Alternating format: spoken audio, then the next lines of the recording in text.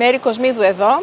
Είμαι καθηγήτρια νευροψυχολογίας στο Αριστοτέλειο Πανεπιστήμιο Θεσσαλονίκης και εκλεγμένη πρόεδρος της International Neuropsychological Society. Είμαι ενθουσιασμένη που θα γίνει το τρίτο συνέδριο της ΕΜΣΕ και που μεγαλώνει όλο και περισσότερο η μικρή μας κοινότητα. Στο συνέδριο θα μιλήσω για νεότερα ευρήματα από την Ελλάδα πάνω στο θέμα των πρώιμων παραγόντων που προδιαθέτουν στην άνοια. Παράγοντες οι οποίοι θα μπορούσαν να τροποποιηθούν πιθανώς αν αλλάζαμε lifestyle ή αν γινόταν κάποια πρώιμη παρέμβαση.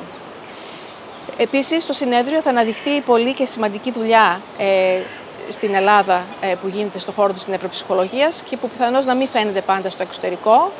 Είναι σημαντικό να γνωρίζουμε μεταξύ μας τις δράσεις των συναδέρφων και για συνεργασίες μεταξύ μας και για ενημέρωση.